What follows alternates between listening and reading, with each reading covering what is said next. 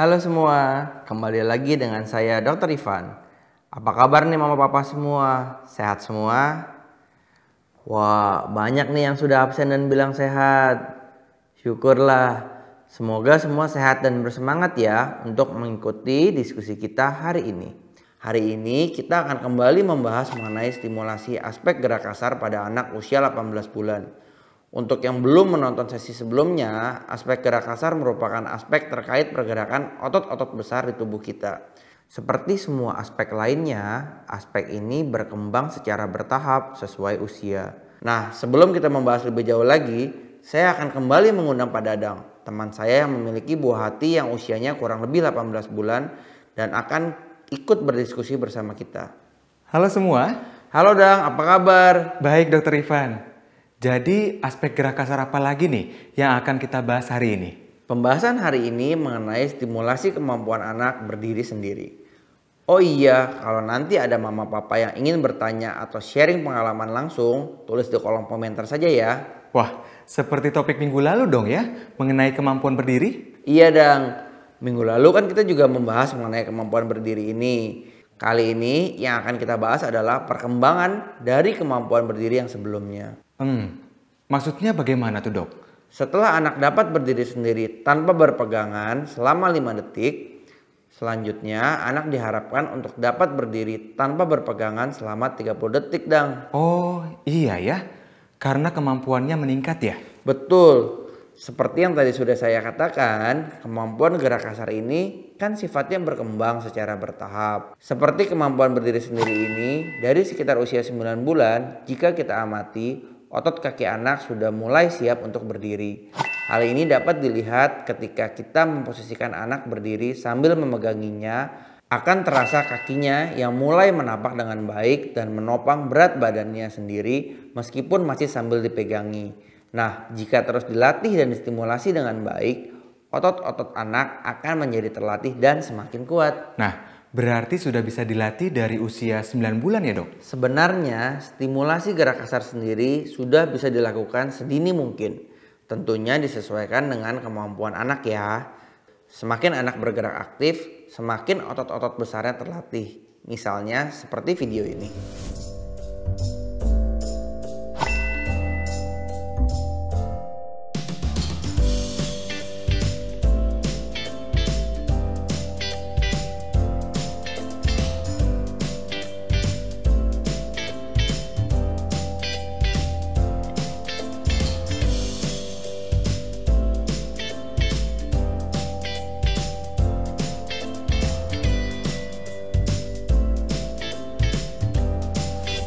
Jika di rumah mama papa ada tangga yang tidak curam, ajarkan anak untuk merayap naik dengan merangkak. Orang tua hanya perlu mendampinginya sambil menjaganya sesekali, membantunya untuk mengangkat tubuhnya sedikit dari bawah.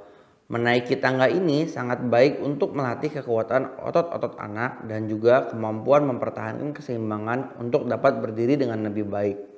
Nah, jika sudah semakin kuat otot-ototnya, anak akan makin sering menarik diri sendiri untuk berdiri dari posisi duduk.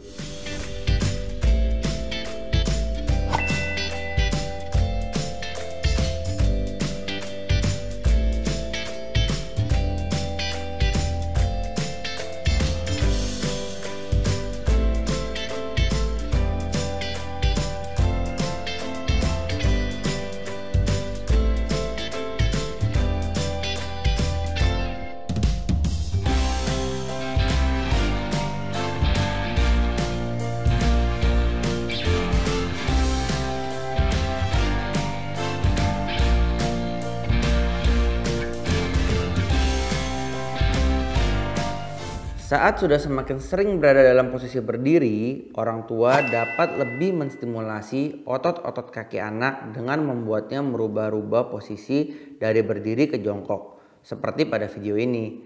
Sehingga seperti melakukan gerakan squat yang sangat baik untuk meningkatkan kekuatan otot pinggul dan paha anak. Saat merubah-rubah posisi ini, keseimbangan anak akan lebih terlatih sehingga kemudian anak akan semakin sering untuk mulai berdiri tanpa berpegangan.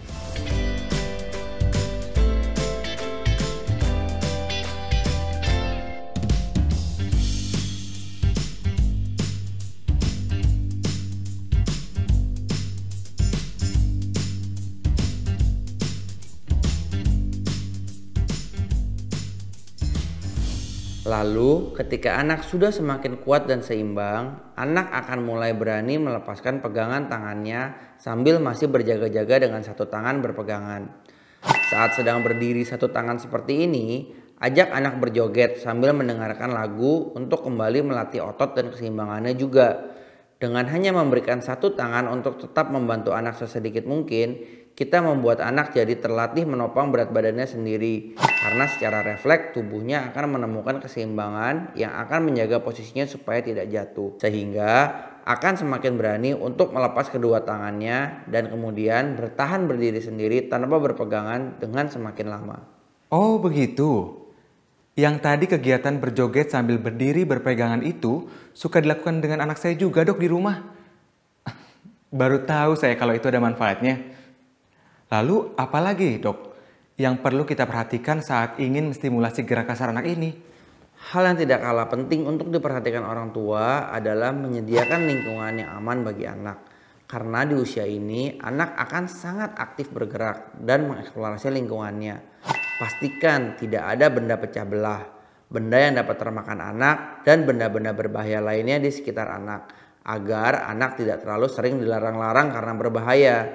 Selain itu, jika mama papa memperhatikan di video-video yang saya tampilkan tadi, anak tidak mengenakan alas kaki, baik sepatu maupun kaos kaki. Hal ini dikarenakan ketika anak belajar untuk berdiri, sebaiknya ia belajar berdiri tanpa alas kaki. Karena dengan tanpa alas kaki, ia akan dapat lebih mudah untuk menangkap semua rasa sensorik. Mereka akan dapat merasakan permukaan lantai dan menyesuaikan keseimbangan berdiri mereka dengan lebih mudah.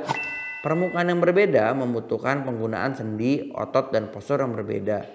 Dan saat bayi, jika bayi terlalu banyak menggunakan sepatu, bayi tidak dapat merasakan hal tersebut, sehingga hal ini tentu akan menghambat proses pembelajarannya. Nah, ada yang bertanya nih dok di kolom komentar. Beberapa malah serupa pertanyaannya. Pertanyaannya lalu sampai kapan anak tidak apa-apa bertelanjang kaki dok? Apa tidak jadi kebiasaan nyeker nantinya dok? Kalau anak berjalan di tempat yang dirasa kurang aman, ya pastinya disarankan untuk tetap pakai sepatu supaya kakinya tidak luka. Nah, memang yang perlu diperhatikan adalah mencarikan anak sepatu yang ringan dan fleksibel ya. Jangan yang kaku, supaya anak nyaman memakainya. Alas atau solnya juga yang berbahan karet untuk mencegah terpeleset ketika anak belajar berjalan atau mulai berlari nantinya. Selain itu, sering-sering diperiksa juga ya kakinya untuk memastikan tidak ada lecet atau luka. Dan ukuran sepatunya apakah masih sesuai atau tidak. Oh begitu. Iya dang. Nah begitu mama papa semua. Jadi diingat ya, pada usia 18 bulan durasi anak untuk dapat berdiri sendiri tanpa berpegangan diharapkan setidaknya 30 detik. Bahkan lebih.